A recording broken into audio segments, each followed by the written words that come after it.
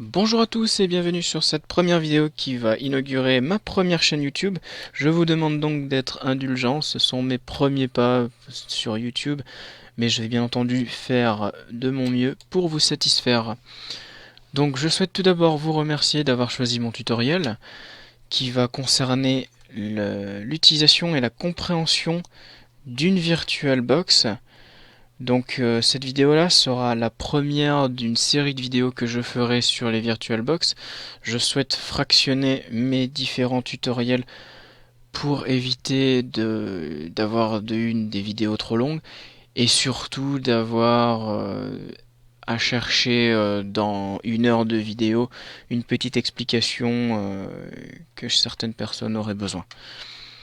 Donc, je vais vous expliquer un petit peu le déroulement de cette vidéo qui sera particulièrement longue car elle concernera l'explication pour que vous puissiez comprendre à quoi sert une VirtualBox. Donc nous allons d'abord commencer à la télécharger, ensuite nous allons l'installer et enfin nous allons regarder les différentes fonctionnalités de la VirtualBox en faisant un exemple de création de Virtual Machine. Donc nous nous trouvons donc, comme bien entendu, sur notre page Google où nous allons télécharger le logiciel VirtualBox. Le logiciel VirtualBox est un logiciel de licence gratuite, donc freeware, qui ne nécessite pas de licence payante. Il y en a bien entendu une, mais elle contient des fonctionnalités supplémentaires qui ne servent à rien, tout simplement. Donc nous allons taper tout simplement VirtualBox. Moi je l'ai déjà tapé, vu que je l'ai déjà installé, mais là je vais le retélécharger pour vous. Donc nous allons donc sur le site officiel.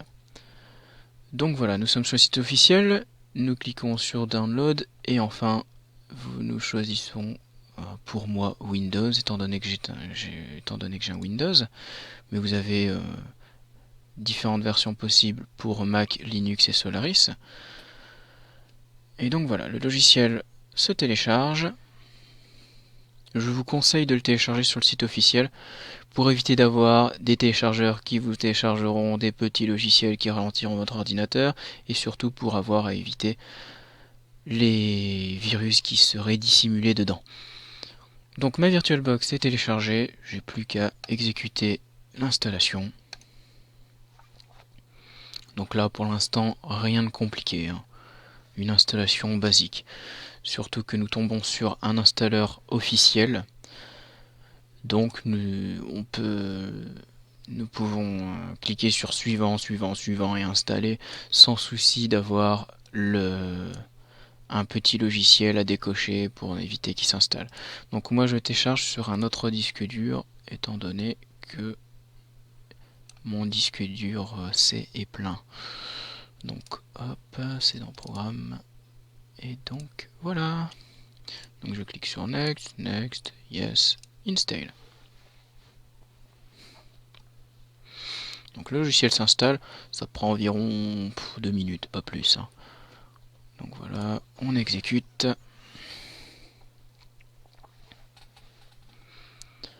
Donc dans les prochaines vidéos, il y aura l'installation d'un OS. Le prochain, je pense que ça va être Windows 7. Ensuite, il y aura Mac, bien sûr. Pour Windows, je ne ferai que le 7, peut-être le 8 si j'ai le temps, mais ce sera pas dans les priorités, ce sera du bonus.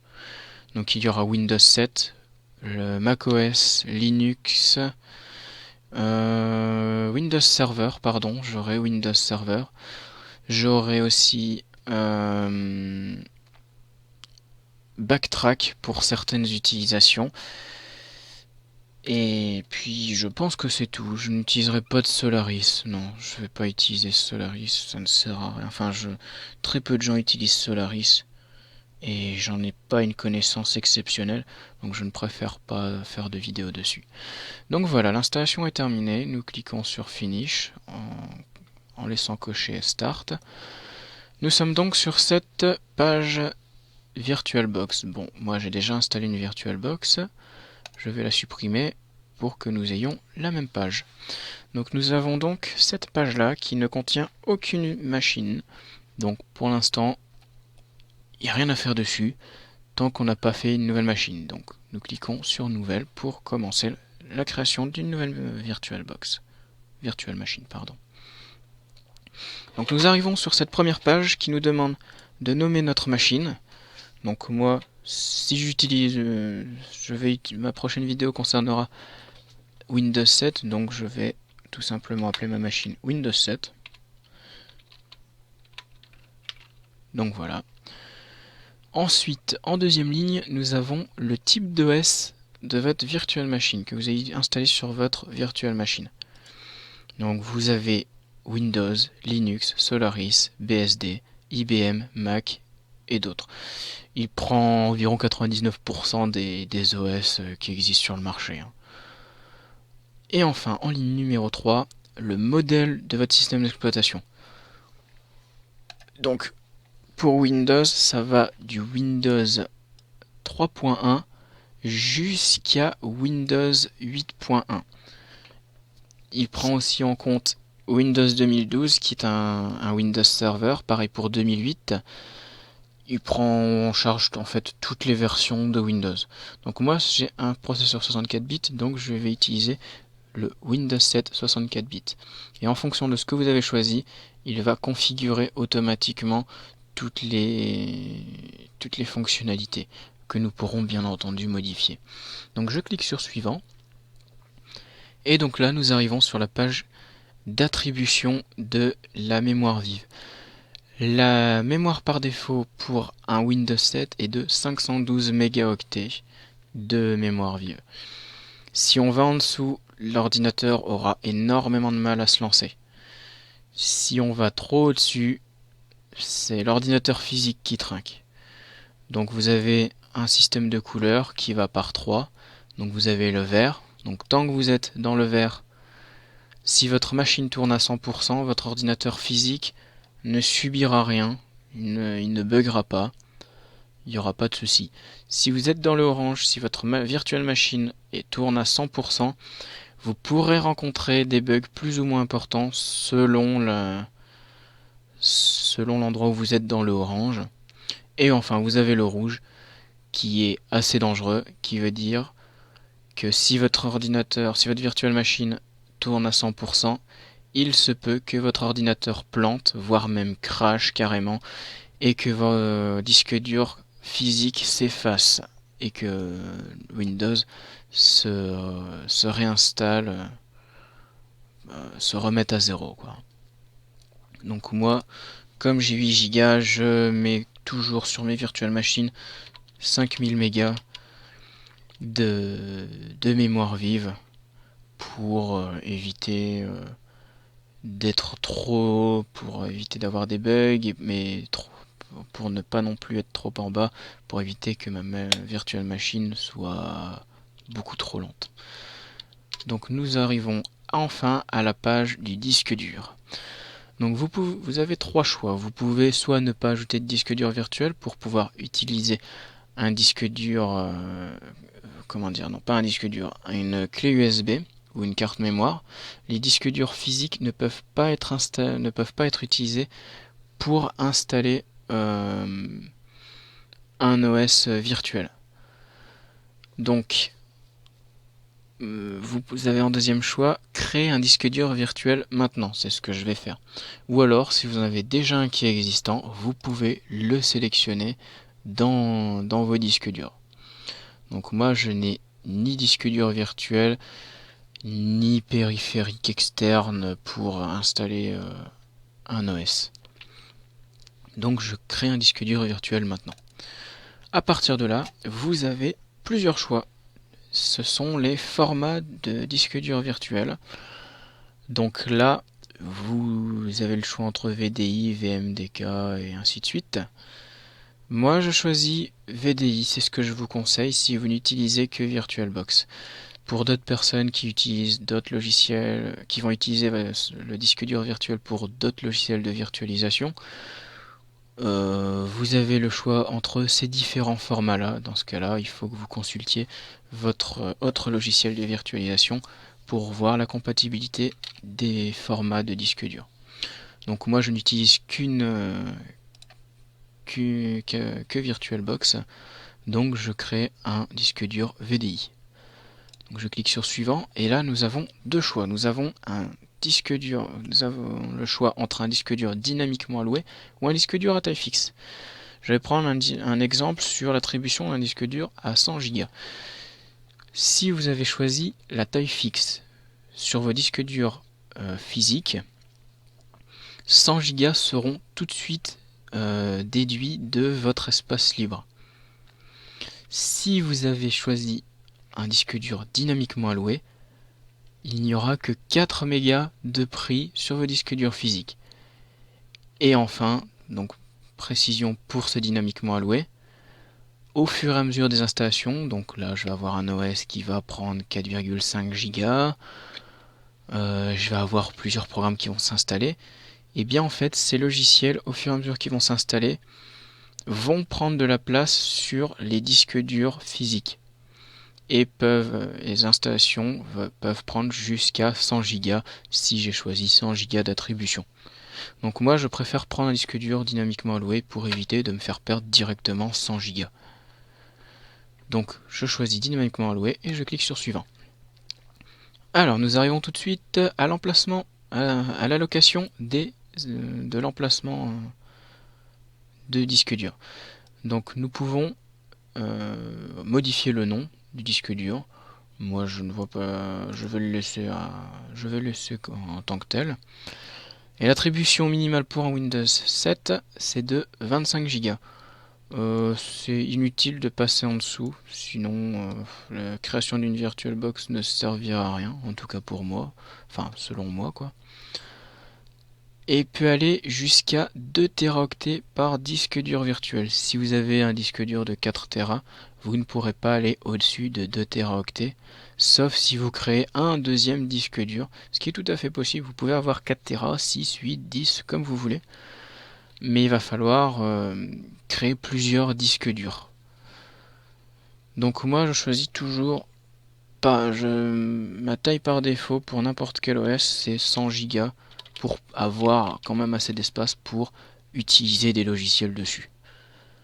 Donc je clique sur créer et ma virtual machine est créée. Donc voilà. Nous sommes donc sur cette virtual machine. Nous allons donc cliquer sur configuration pour pouvoir accéder aux différentes fonctionnalités. Donc nous avons plusieurs onglets, donc général, système, affichage, stockage, son, réseau, port série, USB et dossier partagé. Nous allons commencer par général. Donc je vais aller assez vite. Pour le général, nous avons ici notre première page de création que nous pouvons modifier à tout moment. Ensuite, nous avons avancé, donc là ça concerne tout ce qui est le presse-papier partagé, le glisser-déposer et les médias amovibles.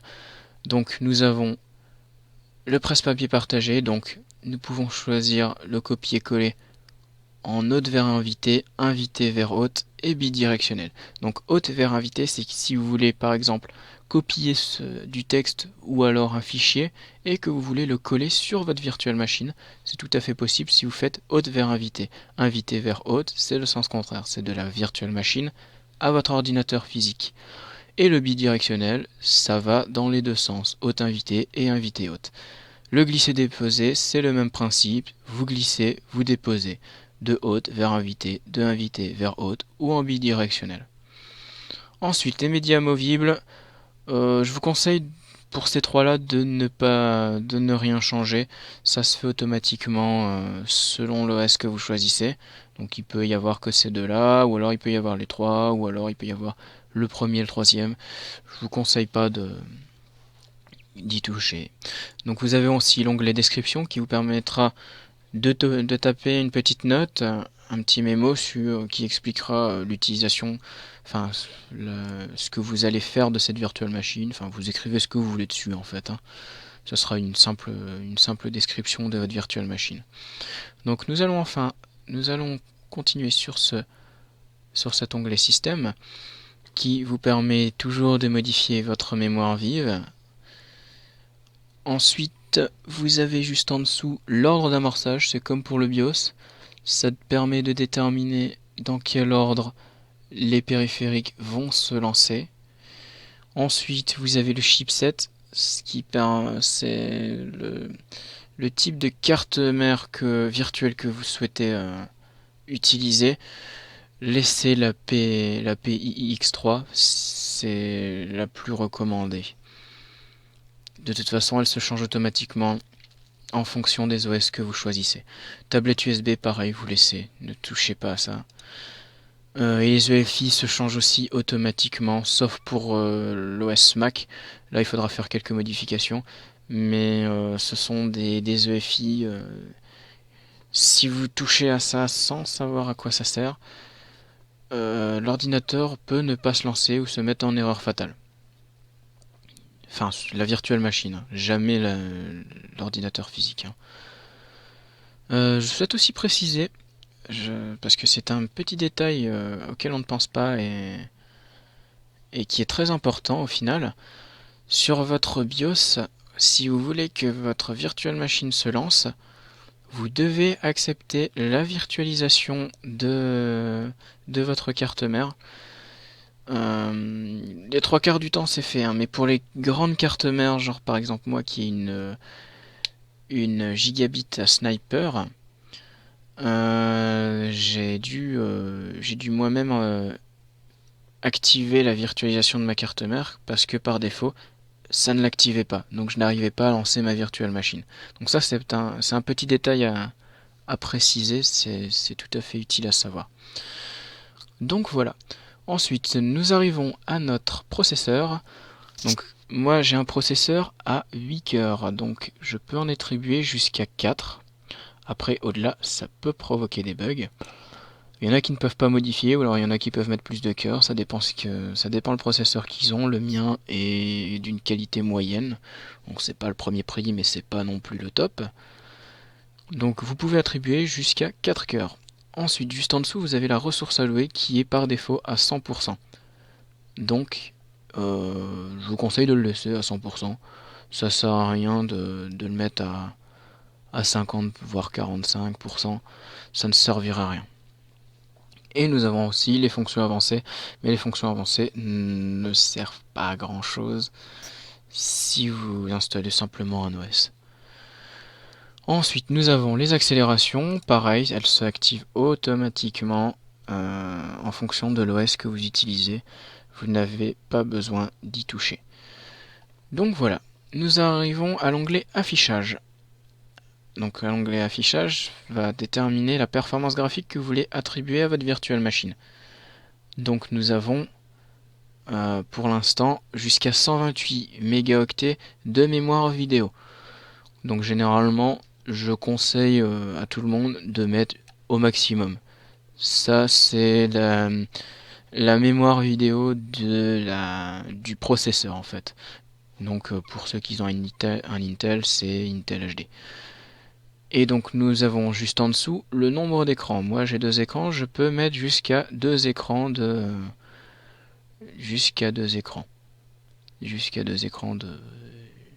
pour ma VirtualBox, mais je laisse toujours un écran parce que ça ne sert à rien d'avoir plusieurs écrans pour une VirtualBox. Vous pouvez aller jusqu'à 8 écrans.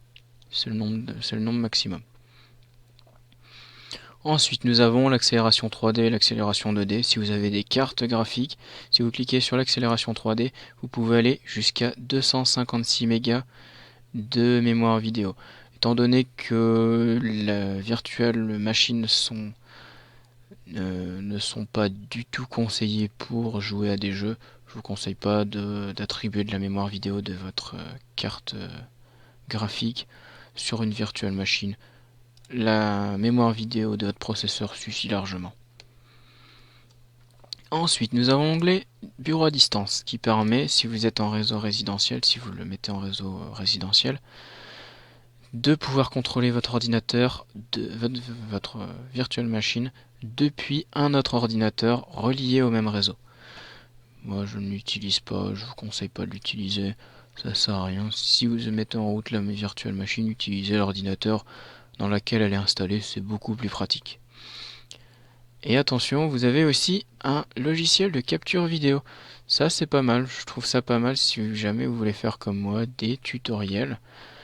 Bon, moi j'utilise mon logiciel, que j'ai téléchargé et payé, c'est beaucoup mieux, je trouve beaucoup plus pratique. Mais si jamais vous n'avez pas de logiciel, ce logiciel vous permet, enfin cette fonctionnalité vous permet d'enregistrer dans différentes qualités, qui va jusqu'au 4K, donc 16 dixièmes. Et disons que oui, c'est un plus. Mais bon, c'est un petit gadget quoi. Donc vous pouvez choisir le nombre d'images par seconde qui va jusqu'à 30. Vous pouvez choisir la qualité. Vous pouvez choisir l'écran si vous avez plusieurs écrans. Et le chemin, la destination du fichier de réception. Nous allons dans l'espace stockage. L'espace de stockage qui contiendra votre lecteur DVD virtuel et votre disque dur virtuel. Bon, là, il n'y a rien à toucher, hein, sauf le lecteur CD virtuel, qui vous permettra de choisir soit un ISO, soit un lecteur de DVD physique. En sachant que les ISO vont beaucoup plus vite à s'installer que si on utilise un vrai disque. Donc nous allons dans la partie son, que je vais très vite survoler, qui permet simplement d'attribuer vos périphériques audio pour pouvoir entendre le son du système de votre virtual machine. Nous avons la partie réseau qui peut accepter jusqu'à 4 cartes réseau. Donc là, vous avez plusieurs types de connexions. Je vais en évoquer que deux parce que c'est les deux principales, le reste c'est des dérivés. Donc vous avez la connexion NAT qui formera une passerelle entre la connexion de votre PC physique pour donner une connexion internet à votre virtual machine. Donc elle va utiliser les mêmes identifiants de connexion que votre machine physique, et pour pouvoir accéder à internet. Vous avez une deuxième option qui est l'accès par pont. L'accès par pont attribuera une carte de réseau sans fil, donc ça peut être Bluetooth, même infrarouge si on veut, Wi-Fi, et ça va utiliser en fait ce périphérique pour avoir sa propre connexion internet, donc avec sa propre IP et ses propres identifiants de connexion. Donc ça, si vous faites des trucs illégaux, dans ce cas-là, c'est votre problème. Je vous conseille, pour que ce soit beaucoup plus facile, d'utiliser un accès par NAT. Ensuite, nous avons des ports série. Vous pouvez attribuer jusqu'à 2 ports série. Si vous avez une vieille imprimante ou si vous avez une imprimante à ticket de caisse ou des choses, du matériel qui utilise un port série. Donc vous pouvez le brancher et les attribuer à votre virtual machine jusqu'au maximum de ports. Nous avons l'attribution des périphériques USB. Donc nous pouvons activer un contrôleur USB qu'il faut télécharger. C'est un logiciel supplémentaire qui est totalement gratuit, bien sûr, qui vous permet d'utiliser n'importe quelle interface USB tant qu'elle est connectée en plug and play USB. Donc ça peut être un clavier, une souris, une carte son, un casque, tout ce qu'on veut, même les clés USB. Ça va les attribuer à votre virtual machine si vous les activez. Donc un exemple d'utilisation super pratique. votre ami a oublié son ordinateur chez votre ami passe dormir chez vous et il a oublié son ordinateur portable. Le souci c'est que vous vouliez jouer à un jeu basse qualité, enfin pas basse qualité. LOL c'est quand même un bon jeu, mais il va pas prendre énormément de ressources. Donc vous vouliez jouer à LOL. Le souci c'est qu'il a oublié son ordinateur. Vous avez un ordinateur avec une virtuelle machine, c'est pas compliqué. Vous branchez un deuxième clavier, une deuxième souris. Vous attribuez un clavier et une souris à votre virtuelle machine. Vous mettez sur votre deuxième écran la virtuelle machine et vous pouvez utiliser deux OS avec un seul ordinateur. Je trouve ça vraiment utile, franchement c'est vraiment pas mal. Donc ça c'est le petit plus. Et enfin le dossier partagé. Bon, personnellement pour moi il sert totalement à rien si vous avez activé le presse-papier partagé et le glisser-déposer parce que ça a exactement la même fonction. Enfin c'est une sorte de petit serveur en fait où vous y déposez vos fichiers et vous les récupérez sur votre virtual machine. C'est beaucoup plus rapide de faire les glisser-déposer et les copier-coller. C'est beaucoup plus rapide. Et donc voilà, nous avons terminé notre paramétrage de virtual machine. Notre virtual machine est prête à recevoir son OS et à être installée. Donc voilà, c'est la fin de cette vidéo, j'espère qu'elle vous aura plu et je vous souhaite une bonne journée et à bientôt.